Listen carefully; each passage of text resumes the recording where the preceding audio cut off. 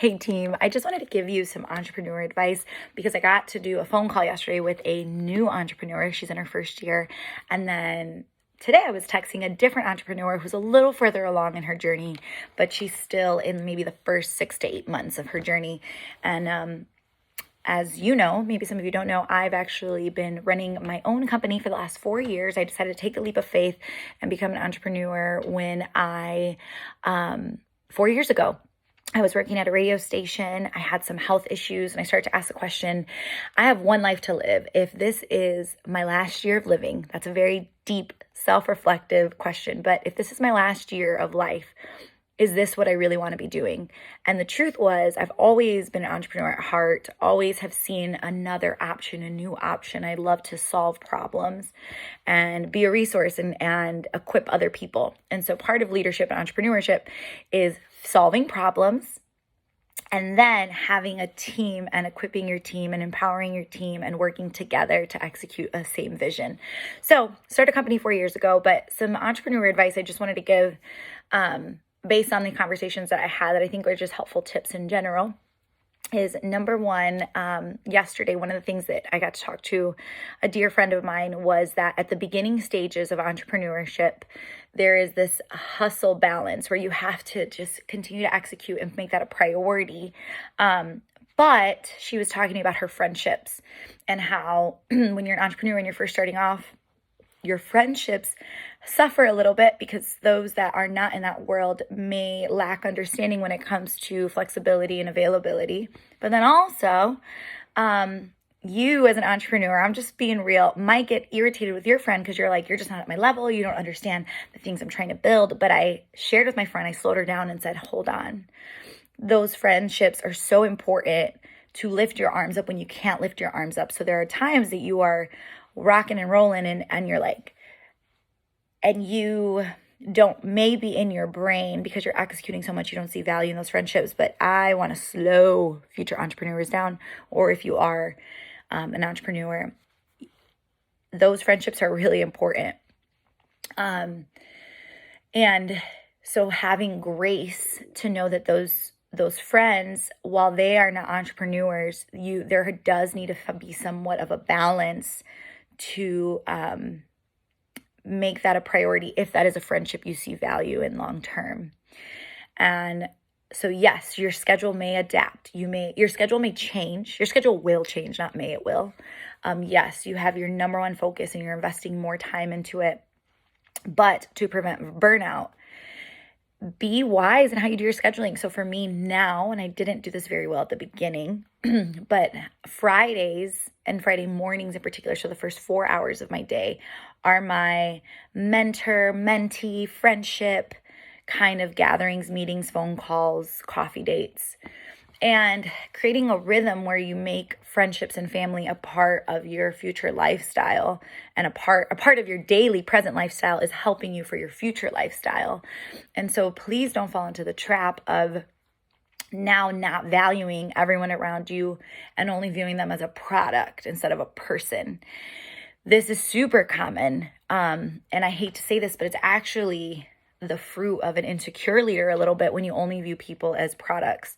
And so as a first year, for those that are first year entrepreneurs, we must still see friends and family as people, even though you're pursuing a dream and a vision. And so don't fall for the temptation of getting so sucked in to the dream and the vision that you don't honor those that have helped you. I will share vulnerably, my first year as a business, there were a few people in my circle, but my second year, I needed those people and relied on them heavily. I was financially at such a hard place. And I still remember, I'll give kudos to Adam. Adam would bring me groceries, like literally. I feel like he was an answered prayer. And there were other friends who would just, drop off cards and flowers and be like, hey, I just want you to know I love you. I'm here for you. I had one friend, she doesn't know how much I appreciate her, so maybe I'll send her this video, who was also doing similar stuff. She helped me get an opportunity, a video project. And then something happened where I lost a lot of money. And I remember her sending me money like via Cash App and saying, you don't owe me anything, just use it for whatever you need. And I just share that because in the beginning stages, again, advice. I was talking to a friend yesterday. The temptation is, this friendship no longer serves me. I am doing something new. I'm going to cut this branch and move forward. However, you hear all the time, like, don't burn bridges. But no, really, for friendships and family, like, it's just a bad practice, guys. Because the truth is, what you're trying to build, yes, there's a sprint. There's sprint seasons or sprint laps, but it's not a sprint lifestyle. It's a marathon lifestyle. And part of that includes needing rhythms of friendships in your life. And I also will say this from experience. There was a season we took on such a huge project. At the time, it was the biggest project I'd ever done. It's no longer the biggest project I've ever done. But when we had done that project, I was not the best boss, not the best leader, not the best friend, not the best girlfriend at the time that I was in. Actually, I don't even think I was in a relationship. I was like in and out, like in between, not deciding. I was on the fence for a lot of things. But I think it's because I was so focused on this dream and this vision, it was really hard for me to see those around me. And the truth is, it did a lot of damage. And to this day, so I'm telling you this years later, there was more damage of bridges burnt than there was moving forward. On a business front, we did an excellent project. But on a personal front, there are seeds that were planted inside of me of doubt, of I'm not a good person, because I was operating with unhealth. And so that is an entrepreneur advice I just want to give people as they're establishing relationships, which leads to my second piece of advice, and then I'll wrap this up because I want to keep it under 10 minutes. Someone I was texting today, I was asking if they're still working with somebody, and they were sharing like, not really. In this industry, you're going to work with people, and there's some seasons they're sprinting alongside of you, and then there's some seasons that they're building their own thing, and then there's some seasons that they are no longer your fan or friend. It is a part of this world, of this entrepreneur world. It is a very painful part, so let's just acknowledge that. But it's also part of us developing how to be better leaders and better people. And so the advice I'd give is to learn how to pivot well. Learn how to pivot well. Learn how to not take things personally. There are sometimes you're going to take things personally, honey. I know this because I do it. And in those times that you're taking those things personally, go back to the foundation of who you are and why you built what you did. And then what is a win for you. And so knowing who we are is so crucial to navigating through entrepreneurship healthily, because there's going to be a lot of ideas and opinions about you. And there's going to be some friendships or close business partnerships that you thought were going to have a long-lasting future, and then they don't. That doesn't mean you should operate with fear. However, there has to be wisdom when you're navigating. But most importantly, I think the biggest way to overcome these obstacles, no matter what happens, is to know who you are and to know why you're doing what you do, because that will give you the push to keep moving forward and to keep measuring your wins and to keep your focus there. If you lose sight of that, there's a lot of hopelessness that happens. Again, I know this from experience, have been there, again, 4 years, and then navigating through COVID. COVID was a really challenging year. We lost clients that we had had for a long time, and then we ended up gaining new clients that are sustainable now going into year 2 of being in a global pandemic.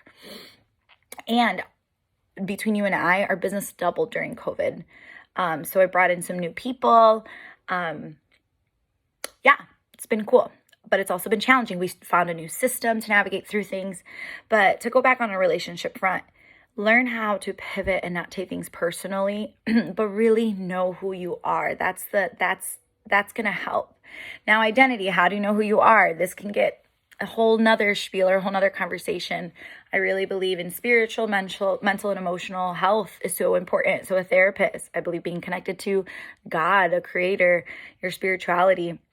So this goes back to that friendship. So this is why it relates.